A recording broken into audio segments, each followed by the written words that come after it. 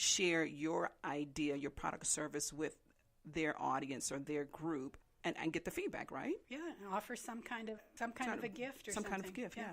Good idea. But it's so much, I mean, when I first started marketing and we did focus groups, it cost thousands of dollars to do a focus group. And, to get out of it what you need to get out of it, you really need to understand how people behave. Right. And it's so interesting because I know when I'm promoting an event or doing some kind of type of social media, I do like a split test, like the same ad, right? Yeah. And change a few things. And the response, the difference in the response is like, whoa. Like you said, pay attention to what's working, what's not working. With social media, it is so easy to do just that. Yeah. Because you can put 3 different ads out. 3 different ads. And then just put a little bit of money behind each one, figure out which one's performing, and then put your bigger dollars behind that one. That's performing. Instead of just doing one ad and wondering, keep your fingers crossed, it's like you can totally do split test ads, and it totally works, which is a tip entrepreneurs and business owners could use just to see what's working and what's not, right? Instead of putting all your dollars. And when I first started in marketing, it was very expensive marketing. So I remember the first ad that I did for the company in Ithaca, New York, just to do the photo shoot was $10,000. Whoa. That's not the finished ad. That's just to hire the photographer and the models and to get all the photography down. Wow. So, see, we brought the cost structure for marketing way down. Yeah.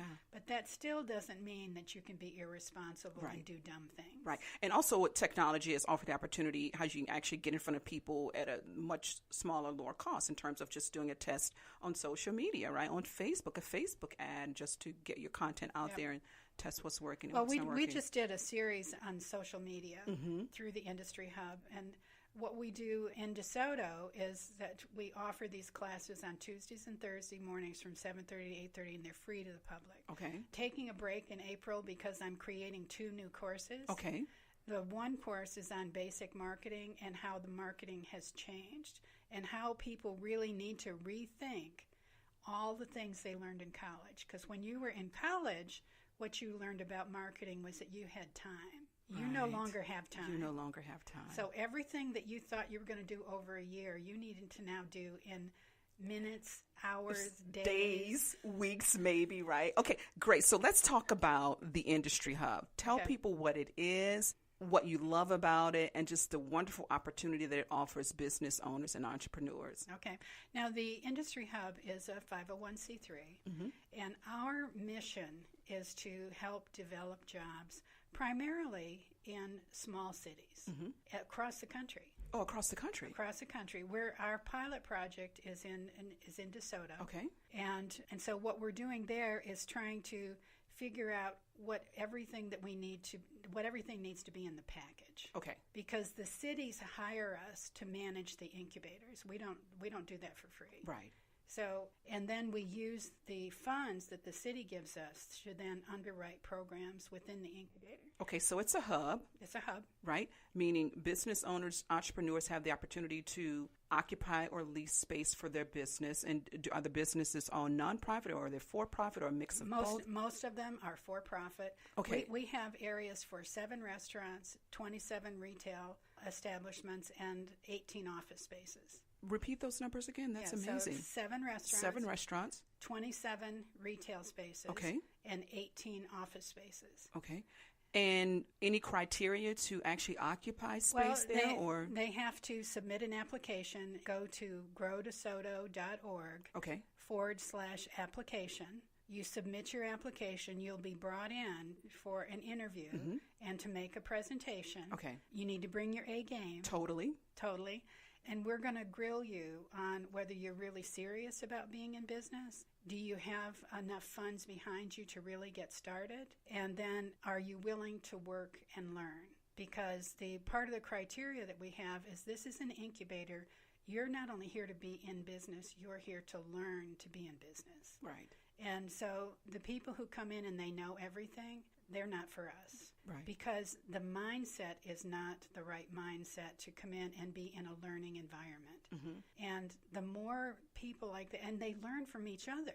Which is so beautiful, right? Yeah. The hub, the incubator is an opportunity for entrepreneurs and business owners to cross share, right? Skill Correct. sharing, knowledge sharing, right? And they watch each other. And they see what works. They see what doesn't work. They talk to each other. And then I periodically will sit down with each of them on their business plans, their marketing plans, and their financial plans. Okay. Because our mission is to grow them. Absolutely. So we want them, whatever size you are when you come in, we want you to grow. And I track their sales numbers so I can see how they're doing. And if they're stalling, then we can sit down and have a strategy session. What else do you need to be doing? What do you think's holding you back? And sometimes the reality is that this is not a viable business. Okay. And so, but that's a determination they have. But I like that you have like in the hub at the industry hub that they actually get to sit down and have a consultant, because you're a consultant there as well. Correct. Look at the numbers, look at what's coming in, what's going out, what's working, what's not working, instead of like being out in the weeds wondering what your numbers are. Right. And I don't give them answers. I love it. I ask them questions. Correct. Because my motivation, my goal is to help them learn. And part of that learning is asking yourself the hard questions. Should I be doing this? What else should I be doing? How can I reach more people? How do I need to repackage my product? Is my advertising okay? Is my, is there something that I'm doing in my store that's turning people off?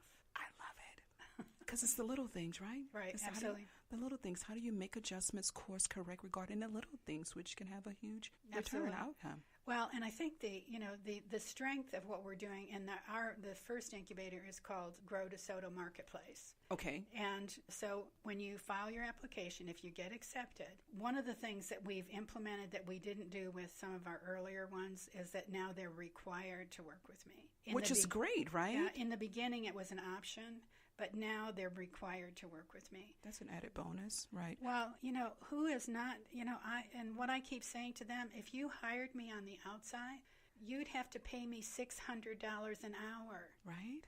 You're getting this for free. Why aren't you coming in and talking to me? So much value. And that's why I have you in the show, so that people are aware that it's there, because it's like a hidden jewel. When I showed up for your workshop and I walked in the building, I was like, more people need to know about this place. It's incredible. It's gorgeous. State of the art. I love the layout. I love the look. I love the feel. And I really, really enjoyed your workshop in terms of how you talked about practical things. Well, with the Industry Hub, with a mutual friend of ours, she's developing a Roku network, and I'm developing a Roku training channel that will be on her network.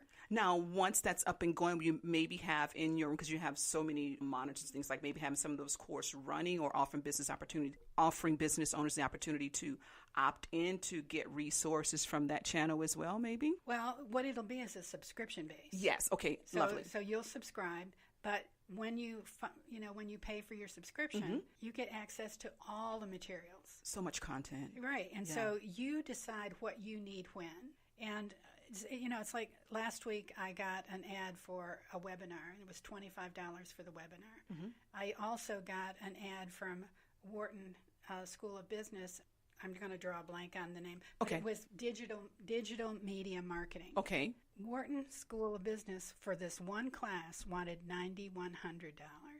Wow. Now, if you need the Wharton School of Business behind you, that could be worth it to you. Most of the business I work with do not need that. Right. But I'm going to give them that same content in $25 or less a month. Wow. So much value. So much value. And our motivation is, we are looking for, what does a small business owner need to know? So we're not doing any, I'm not training marketers. I'm training small business owners. Right. And so all of our content is going to be how-to. I like how it's all there in one environment, right? Yep. And how you empower business owners. Like, they can get everything they need right there in one location, which is convenient, powerful, and empowering, right? Correct. So let me go back. So for the application process, and I'm sure all the details are listed in terms of criteria, does the business owner or entrepreneur have to be a resident of DeSoto? No. Or No. No. Awesome. No, anybody can apply. Okay. We will, go down through the criteria. I think there's 6 or 7 people on the panel now. Okay. So it's not a one-person decision, but it is a one-person objection is a no-go. Okay. So all 7 of us have to agree that this is the person we want in the incubator. And then even before we sign the lease with them, they have to come in and be interviewed personally by me. Which I think is important because there's a community there. I like how Correct. it's, yes, right? Correct. And we really are looking for people who can work with us within the incubator structure and somebody who's really going to benefit by what we bring to the table. So if somebody comes in and they already know everything, they're not really for us. They're looking for a way for cheap rent. That is not what we're about. Oh, that's an interesting observation. The low rent is one of the benefits, but it's only one of the benefits. Right. And so if you're not willing to jump in and participate in the entire program, then you're just not the right fit for us. Right. Have you noticed, Terry, in terms of businesses that are in there now, in terms of since they've been in that environment in the hub, do you have any success stories or moments that have wowed you? Because you make the investment to pour into a business owner. You want the business to be successful, right? Have you had the opportunity to notice any business owners having growth or success, or just the opportunity to see a dream realized, or how the hub has offered that person the opportunity to say, with support, guidance, and knowledge, I can be a successful business owner? Yeah, we have one really outstanding success story right now. He's already thinking of moving out of the incubator into his own space. Hint, hint, there could be a vacancy because I don't know if there are any spaces now, because I think people were trying to get in. There was like a wait list or something. So, well, anyhow, so he has a restaurant, but what we're trying to teach him is that, yes, everything's going good for you now, but you're not paying market rates. You're not paying to retrofit a building, all these costs. And so what we're trying to caution him about is, before you move forward, let's really sit down and let's run all the numbers. Okay. And then we can project long term, because he doesn't even have a year's worth of financial data under his belt yet. Okay. But he's doing very well, and we're very proud of him. So you have observed the growth, the increase in revenue, where he's to the point where he feels like he's ready to spread his wings and maybe get in a larger space or just have a different experience as a business owner? Correct. That's awesome. So, but part of our role, too, is to help them do that planning cycle, so when they take the next step, it's a successful next step. And so many restaurants, they get... And this is with PR as well. People begin to believe their own PR, and their heads get big. Don't believe the hype. Yeah, it's like you need to stop Stay believing your own publicity. It's such a distraction, right? Yeah. Oh my gosh, it could distract you. Okay, so that's for that one part of time that was like that. And because somebody else said something good things about you, that's a good thing. Right. But you need to stop listening to your Don't press. rest on your laurels, because if you spend the time too long, a change will come along, and you're just stay focused on offering value and serving at a high level with a spirit of excellence, right? Right. Yeah. Well, and I think the problem with small business is, if they grow really fast, then they believe that they're so unique. And if they don't, if they're going down the tubes and they're not willing to make the changes, they get depressed. Don't get depressed. Make the changes. Make the changes. And if you are experiencing like exponential growth in a short amount of time, would you recommend don't get too excited, stay focused on how to continue growing? Yeah, stay focused and stay in your lane. Stay in your lane, indeed. And, and especially where restaurants fail is that they try to expand too fast. So this young restaurateur we have, who's being very successful, doesn't have a year's worth of data under his belt, and he's thinking about, opening up a second restaurant, which usually death to a restaurant, because he's only one person. Yeah. And so how many ways can you stretch yourself? The really successful restaurateurs who've been able to franchise have gone to a professional franchisor. Interesting. They know how to package their program. They know how to move it out. You've got to hire cooks and, wait staff, and, somebody make sure you're meeting all the health guidelines, and, all this stuff, because none of it is something that you can let go. And also thinking about with those logistics of it is also just the culture, the experience at the restaurant. How do you duplicate that as well? So if someone spreads themselves too thin and go to the next place and don't have time to make that investment because most people spend their money on the experience, like how they feel. Correct. right? And so how do you duplicate that and make sure with other teams who are representing your brand that they understand that you have a desire to have your customers have a certain customer experience? Correct. And it's difficult to duplicate that. Mm-hmm. So you look at the really successful restaurateurs, and what is it they've done that has made them successful in franchising? Mm-hmm. First of all, they didn't do the franchise.